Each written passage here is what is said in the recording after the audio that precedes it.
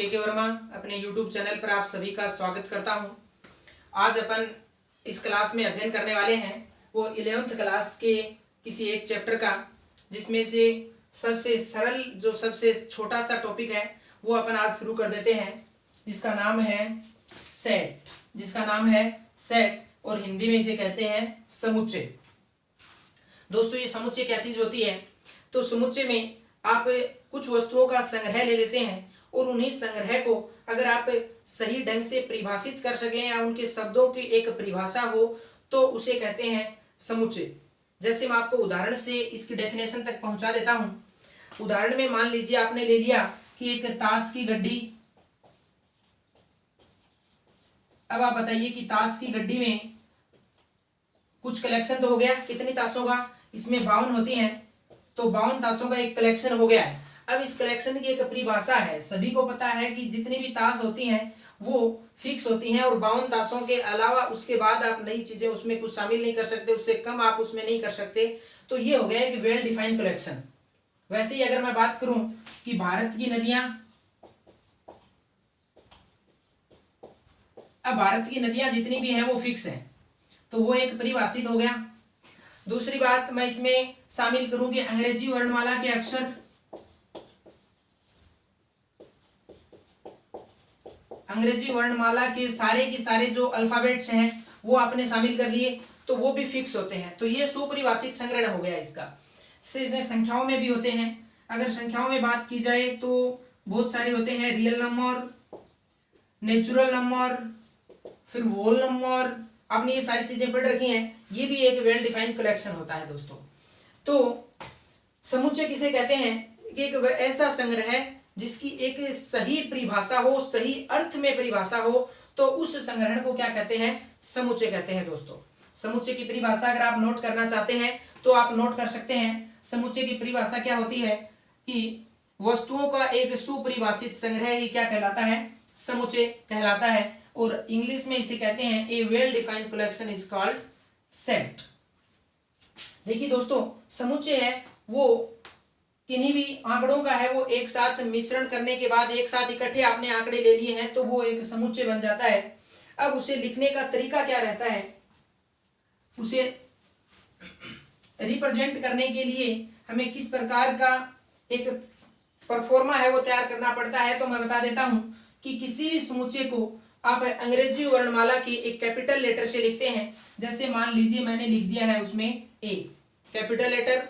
इसके बराबर जो आप समुच्चय बना रहे हैं, मान लीजिए कि वो है अंग्रेजी वर्णमाला के वोवल्स हैं, सारे स्वर हैं अंग्रेजी वर्णमाला के।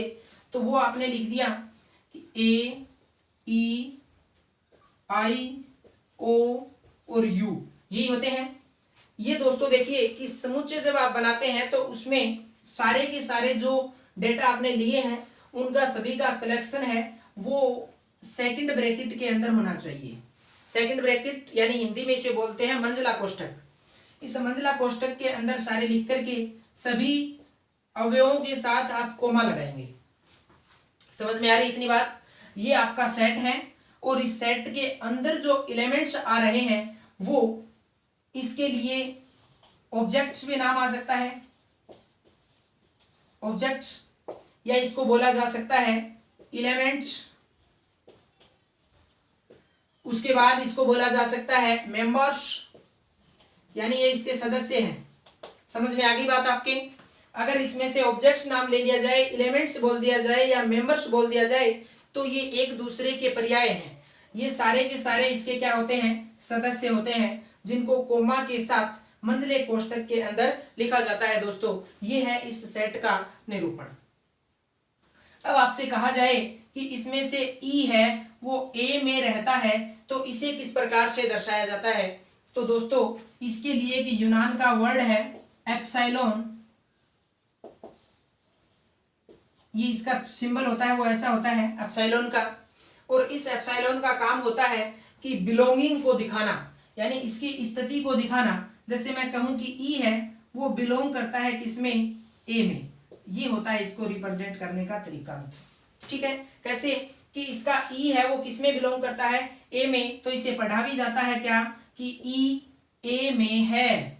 यानी ए में होने के लिए बिलोंग का चिन्ह लगाते हैं, एप्सिलॉन का ये सिंबल लगा देते हैं दोस्तों। ओके, यहां तक की बात क्लियर हो चुकी है।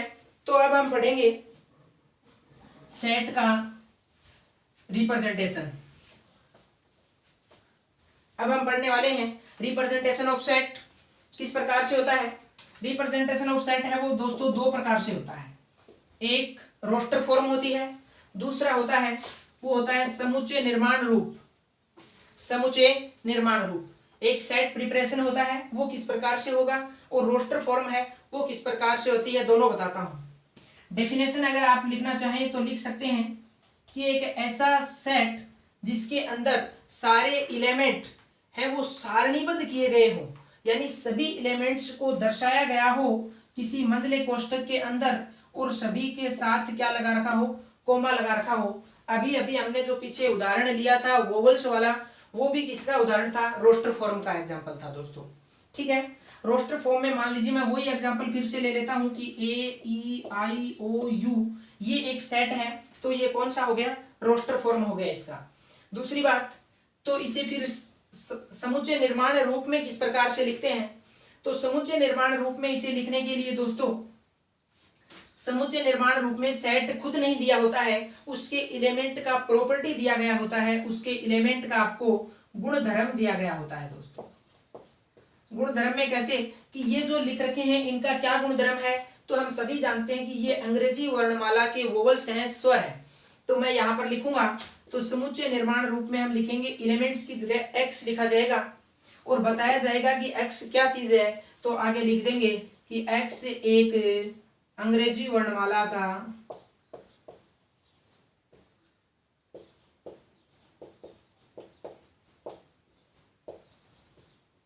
स्वर है। ओके, समझ में आ गया दोस्तों। और फिर मंझला कोष्ठक है वो बाद में लगा दिया जाता है, यानी सेकंड ब्रैकेट के अंदर सारे एलिमेंट न लिख करके एलिमेंट्स की एक प्रॉपर्टी को लिखा जाता है जिससे कि हम उस समुच्चय का निर्माण कर सकते हैं। आ गया होगा आपके समझ में दोस्तों।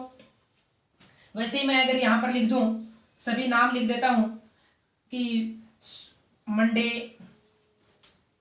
Tuesday, Wednesday, Thursday, Friday, Saturday, या और उसके बाद लिख देता हूं मैं संडे। तो दोस्तों ये भी क्या हो गया, एक रोस्टर फॉर्म हो गया, लेकिन किसका, सप्ताह में सभी जो वीकली जो नेम होते हैं उन सभी का एक क्या हो गया, रोस्टर फॉर्म हो गया। और अगर इसे मैं समुच्चय निर्माण रूप में लिखना चाहूंगा तो जाहिर सी बात है कि मैं उसे मंझले कोष्ठक के अंदर एक्स लिखूंगा और डॉट एक्स सप्ताह में एक दिन का नाम है, सप्ताह के दिन का नाम है, और उस दिन का नाम मंडे, ट्यूसडे, वेडनेसडे सारे के सारे आ जाते हैं। वैसे आप समुच्चय का निर्माण कर सकते हैं। तो ये दोस्तों समुच्चय निर्माण का दो फॉर्म होती हैं समुच्चय की, एक तो रोस्टर फॉर्म होती है और एक समुच्चय निर्माण रूप होता है। अच्छे से आप दोनों, आपके सभी के समझ में आ गया होगा दोनों रूप। तो देखिए दोस्तों चलते हैं अब आगे। अगर समुच्चय का फॉर्म समझ में आ चुका है तो अब हम पढ़ेंगे समुच्चय के टाइप ऑफ सेट। अब समुच्चय कितने प्रकार के हो सकते हैं, तो दोस्तों देखिए समुच्चय है वो उसके अंदर उपस्थित एलिमेंट के आधार पर उसके कुछ अलग अलग टाइप हैं। वो जिसमें सबसे पहला टाइप है वो आपके सामने लिखा हुआ है एम्प्टी सेट। एम्प्टी सेट का मतलब है, एम्प्टी का मतलब खाली या रिक्त, तो हिंदी में इसे बोलते हैं रिक्त समुच्चय। और इस रिक्त समुच्चय को अगर परिभाषित करना चाहें तो रिक्त समुच्चय की परिभाषा होती है कि एक ऐसा समुच्चय जिसके अंदर एक भी एलिमेंट ना हो, एक भी अवयव अगर उपस्थित ना हो, तो उस समुच्चय को क्या कहते हैं, रिक्त समुच्चय कहते हैं दोस्तों। और उस रिक्त समुच्चय के अंदर लिखने का तरीका ये होता है कि समुच्चय है तो मंझला कोष्ठक लगेगा, लेकिन उसके अंदर कोई भी एलिमेंट नहीं है, इसलिए उसे लिखने का तरीका ये रहता है। और रिक्त समुच्चय को ए से न लिख करके अगर आप ये लिखेंगे, एक फाई शब्द होता है, एक फाई सिंबल है, वो एक रिक्त समुच्चय का सिंबल है, तो रिक्त समुच्चय के लिए आप फाई का भी यूज कर सकते हैं दोस्तों। आ गया समझ में आपके। तो देखिए रिक्त समुच्चय करने के बाद दूसरा पार्ट अपन दूसरा टाइप इसका करते हैं। दूसरा टाइप है वो है एकल समुच्चय, या इसे इंग्लिश में बोलते हैं सिंगलटन। दोस्तों एकल समुच्चय नाम से स्पष्ट हो रहा है कि इसके अंदर एलिमेंट की संख्या कितनी होगी, सिर्फ और सिर्फ एक एलिमेंट होगा। ऐसा सेट जिसके अंदर एक ऐसा समुच्चय जिसके अंदर अवयवों की संख्या सिर्फ और सिर्फ एक हो, उसे कहते हैं सिंगलटन या एकल समुच्चय। आ गया दोस्तों समझ में। लिखने का तरीका ये रहता है, इस एक की जगह कुछ भी एलिमेंट आ सकता है, वो इस सेट का एलिमेंट होगा और सिर्फ एक ही अवयव होता है इसमें। ठीक है दोस्तों, अब अपन पढ़ने वाले हैं इसके बाद तीसरा पार्ट इसका। तीसरा टाइप क्या होता है सेट का? तीसरे टाइप में हम पढ़ते हैं समान समुच्चय। समान समुच्चय में आपके सामने लिखा हुआ है, तो समान समुच्चय यानी इंग्लिश में इसको बोलते हैं इक्वल सेट। अब इक्वल सेट के लिए एक सेट नहीं, दो सेट यूज में लिए जाएंगे और उन दोनों सेट को हमें बताना है कि वो दोनों एक दूसरे के इक्वल हैं या नहीं है। तो दोस्तों इसकी परिभाषा यही होती है कि मान लीजिए दो सेट हैं ए और बी। ए और बी अगर दो सेट हैं तो उन दोनों के एलिमेंट्स अगर एक दूसरे के बराबर हैं तो वो दोनों सेट एक दूसरे के बराबर माने जाते हैं, समान समुच्चय माने जाते हैं, इक्वल सेट कहलाते हैं दोस्तों। कैसे? जैसे मान लीजिए कि ए के अंदर है वो एलिमेंट है 1 2 3 और ऐसे ही आपके पास बी है जिसके अंदर एलिमेंट है 2 3 1। चाहे किसी भी प्रकार से लिखे गए हो, मैंने जानबूझ के इसलिए लिखा है ताकि आपको एक कंसेप्ट क्लियर हो जाए कि इस सेट में इक्वल देखने के लिए एलिमेंट के क्रम का कोई महत्व नहीं है। क्रम आगे पीछे हो सकता है लेकिन एलिमेंट है वो सेम होने चाहिए। यानी एक इसमें है तो इसमें भी एक है, दो है और तीन है तो तीन भी है, तो ये दोनों समुच्चय एक दूसरे के बराबर हैं, एक दूसरे के इक्वल सेट कहलाते हैं दोस्तों। आ गया समझ में आप सभी के? ऐसे ही अगर मैं कहूं कि यहाँ आपके पास समुच्चय लिखा हुआ है 1 2 3 और दूसरा है वो है 1 2 4, तो ये दोनों में तीन तीन एलिमेंट तो हैं लेकिन दोनों सेट एक दूसरे के इक्वल नहीं हो सकते, क्योंकि इसमें 3 है इसमें 4 है जो दोनों में सेम नहीं है, इसलिए ये दोनों इक्वल नहीं हो सकते। ये दोनों इक्वल सेट है मित्रों। ओके, यहां तक होने के बाद हम अगला पार्ट देखते हैं इसका। चौथा टाइप देखते हैं सेट का। चौथे टाइप में क्या आता है दोस्तों? देखिए हमें एम्प्टी कर चुके हैं, एकल सेट कर चुके हैं और अभी जो अपने किया है समान वाला। अब हम देखते हैं परिमित व अपरिमित। परिमित व अपरिमित समुच्चय।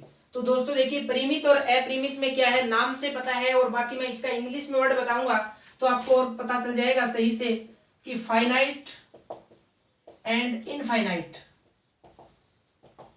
फाइनाइट एंड इनफाइनाइट सेट क्या होते हैं दोस्तों?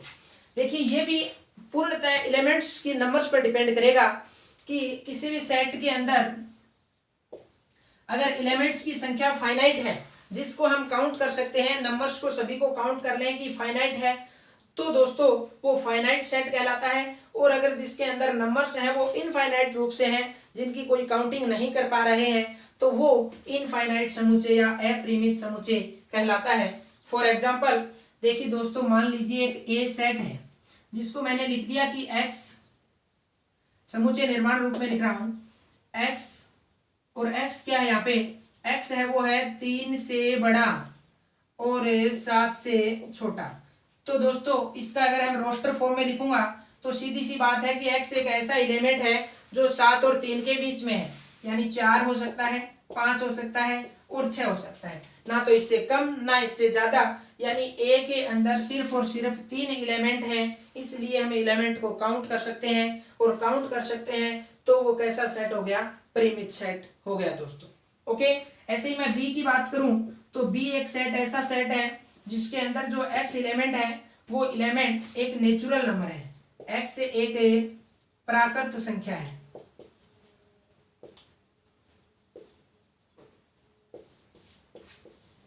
एक्स एक प्राकृत संख्या है। तो दोस्तों आप बताइए कि क्या प्राकृत संख्याओं फाइनाइट होती हैं?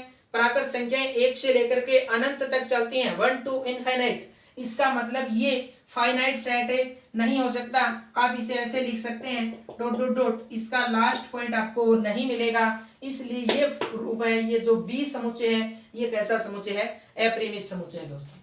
ओके, समझ में आ गया आपके।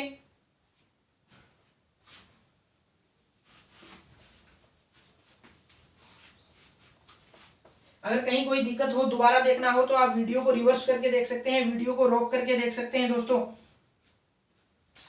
अब हम पढ़ेंगे किसी भी समुच्चय के लिए सबसेट। सबसेट यानी हिंदी में इसे बोलते हैं उप समुच्चय। किसी भी एक समुच्चय का उप समुच्चय का क्या मतलब है, देखिए दोस्तों, मान लीजिए कि कोई एक समुच्चय है ए और उसके अंदर एलिमेंट है, कोई भी मान लीजिए 2-3 एलिमेंट है, मैं बाद में लिखूंगा इसमें। अगर दूसरा समुच्चय उसके पास में ही है बी और उस बी के अंदर भी कुछ एलिमेंट्स हैं, तो दोस्तों देखिए, अगर इस ए वाले सारे के सारे एलिमेंट इस बी में उपस्थित हो तो ये ए है, ये इस बी का उप समुच्चय कहलाता है। यानी अगर मैं इसमें लिखूं 1 2 3 और मैं इसमें लिखूं 1 2 3 4, तो दोस्तों इसके तीनों एलिमेंट 1 2 3 बी में भी उपस्थित है, इसलिए ए है वो बी का उप समुच्चय कहलाता है दोस्तों। अब उप समुच्चय कहलाता है तो उप समुच्चय लिखने का एक सिंबल भी होता है, जिसे ऐसे लिखा जाता है ए उप समुच्चय है किसका, बी का। ठीक है दोस्तों, ये सिंबल होता है सबसेट दिखाने का, उप समुच्चय दिखाने का। यहाँ तक कोई दिक्कत नहीं है। कभी भी आपसे पूछा जाए कि ए बी का उप समुच्चय है या नहीं है, तो आप बता देंगे कि इसके सारे अवयव अगर इसमें है तो ये उप समुच्चय है, सबसेट है। अगर मैं ये कहूं कि अब बी है वो ए का उप समुच्चय है क्या, तो ऐसा संभव नहीं है, क्योंकि बी के सारे एलिमेंट इसमें उपस्थित नहीं है। तो दोस्तों देखिए, तो फिर बी ए का क्या कहलाता है, तो बी ए का अधिसमुच्चय है, अधिसमुच्चय नाम से इसे जाना जाता है। बाकी ये एग्जाम की दृष्टि से देखा जाए तो ये महत्वपूर्ण नहीं है, कभी नहीं पूछा जाता है, लेकिन आपको जानकारी होनी चाहिए कि अगर ये इसका उप समुच्चय है तो फिर ये इसका क्या है, अधिसमुच्चय है, ओवरसेट बोलते हैं इसको। ठीक है, अब देखिए दोस्तों, उप समुच्चय तक आप पहुंच चुके हैं, लेकिन अगर आपको पूछा जाए कि किसी भी समुच्चय के अगर उप समुच्चय आपको ज्ञात करने हो तो मान लीजिए कि आपके पास मैंने एक सेट दे दिया ए और मैंने आपको बोल दिया कि ये एक, इसके कितने उप समुच्चय हैं वो सारे के सारे उप समुच्चय यहाँ लिख करके दिखाइए। तो दोस्तों इसमें क्या है कि उप समुच्चय की संख्या में सबसे पहला उप समुच्चय है वो आपको खाली समुच्चय लेना चाहिए, फाई जिसे बोलते हैं। फाई क्यों, क्योंकि इसमें एक और दो एलिमेंट को अगर हटा दिया जाए तो ये कैसा समुच्चय बचता है, खाली समुच्चय, एम्प्टी सेट बचता है। तो एम्प्टी सेट इसका उप समुच्चय जरूर होता है, किसी भी समुच्चय का एम्प्टी सेट उसका उप समुच्चय जरूर होता है दोस्तों, पहली बात। दूसरी बात, मैं एक सेट ले लेता हूं जिसमें एलिमेंट 1 ले लिया मैंने, तो 1 भी इसका उप समुच्चय हो गया ना। वैसे ही मैं समुच्चय ले लेता हूं 2 का, तो ये 2 वाला भी सेट है, ये इसका सबसेट हो गया कि नहीं हो गया। ऐसे ही मैं यहाँ पर ले लेता हूँ 1 और 2, यानी खुद जो सेट होता है वो खुद अपने आप का भी एक उप समुच्चय होता है मित्रों। यानी 5 1 2 और 1 2 ये 4 इसके उप समुच्चय बन गए हैं। क्या इसका और भी कोई उप समुच्चय बच गया है?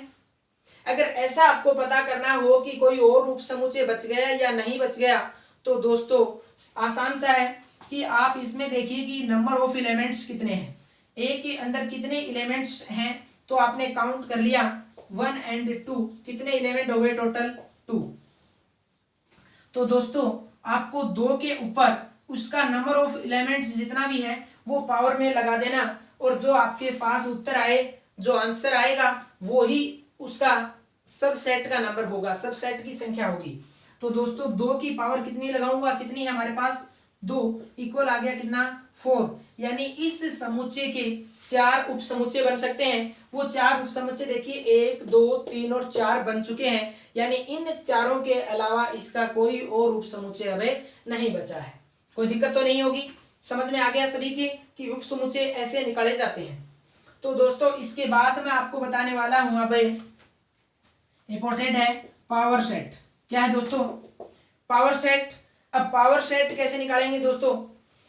पावर सेट के लिए आपको कुछ नहीं करना है, आपको उसके सारे के सारे उप समुच्चय निकालने हैं। अगर आपने सबसेट निकाल लिया तो सबसेट निकालने के बाद उन सभी को एक सेट में डाल दो आप।